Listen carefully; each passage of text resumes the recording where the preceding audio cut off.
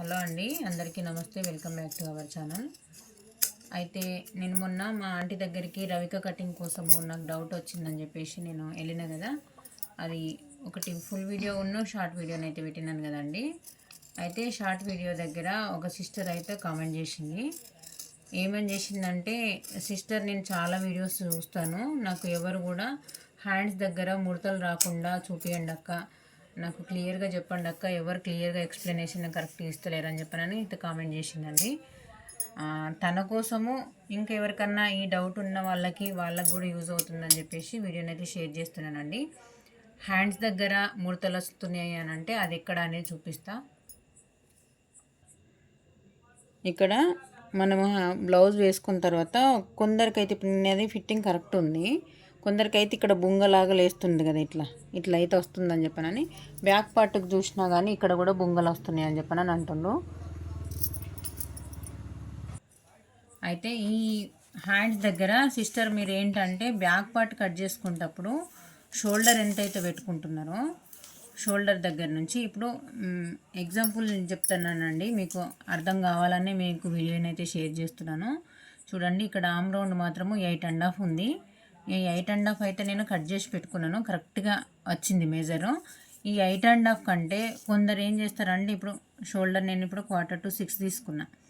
1/4 to 6 తీసుకున్నప్పుడు ఇక్కడ shoulder అనేది ఎక్కువ పెట్టుకుంటే, ఒకవేళ నేను 6.5 ఇంచులు తీసుకున్నాను అనుకోండి, ఈ 6.5 ఇంచుల దగ్గర ఒక మార్క్ చేసుకోండి.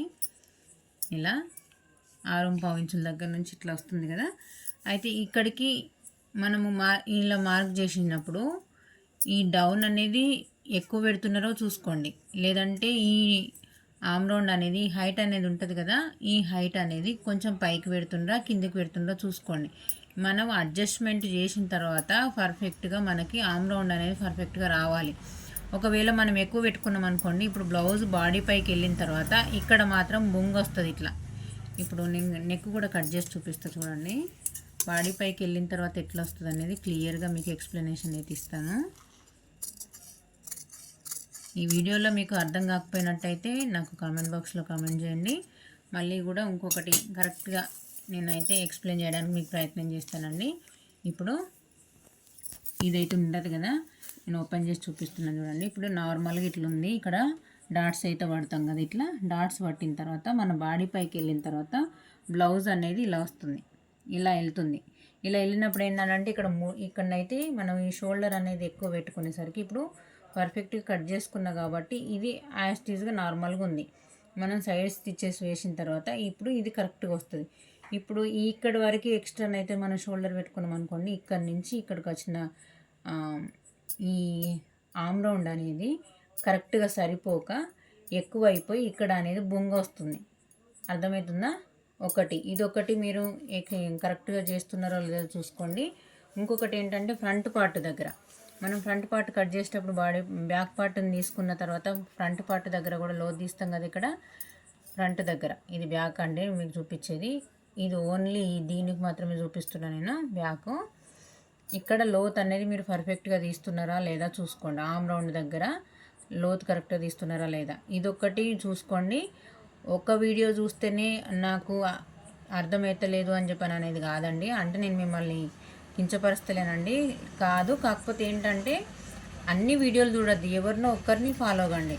అన్ని వీడియోలు చూస్తే ఏంటంటే ఒక్కొక్కరు ఒక్కొక్క విధంగా ఎక్స్ప్లెనేషన్ అయితే ఉంటుంది కదా, మీకు కరెక్ట్గా ఎక్స్ప్లెనేషన్ ఇవ్వడానికి ప్రయత్నం చేస్తున్నాను. ఇక్కడ ఈ హ్యాండ్స్ కట్ చేసిన తర్వాత ఈ ఫ్రంట్ పార్ట్ దగ్గర మనం లోతు అయితే తీస్తాం కదా, ఈ చిన్న సైజు వాళ్ళకి 1/2 ఇంచ్ వరకు లోతు తీసుకుంటే సరిపోతుంది. కొంచెం ఇప్పుడు ఈ సైజు ఈ బ్లౌజ్ మాత్రము 33 అంటే చెస్ట్ లూజు 37 ఉందండి. ఇది చెస్ట్ లూజు. చెస్ట్ లూజ్ అంటే కొంచెం హెవీ సైజ్ బ్లౌజే అనమాట. హెవీ సైజ్ బ్లౌజ్లకి ఇంచుమించుగా 3/4 ఇంచు రావాలి. ఇలా ఈ 3/4 ఇంచు ఎట్లా తీసుకోవాలి, ఎక్కడ డౌన్ చేయాలనేది క్లియర్గా చూద్దాం ఒకసారి. ఇక్కడ నుంచి ఇక్కడికి కొంచెం హెవీ సైజ్ బ్లౌజే కాబట్టి చూడండి, ఇక్కడ షోల్డర్ దగ్గర మనం పాయింట్ అయితే కట్ చేసుకుంటాం కదా చిన్న కచ్చక, ఇక్కడ నుంచి 1.5 ఇంచు దగ్గరికి ఒక మార్క్ చేసుకొని రౌండింగ్ అయితే తీసుకుంటాం కదా. ఇక్కడ నుంచి డౌన్ కూడా కంపల్సరీగా తీసుకోవాలండి. ఇక్కడ మనకు వచ్చిన ఆమ్ రౌండ్ నార్మల్గా 8.5 ఉంది.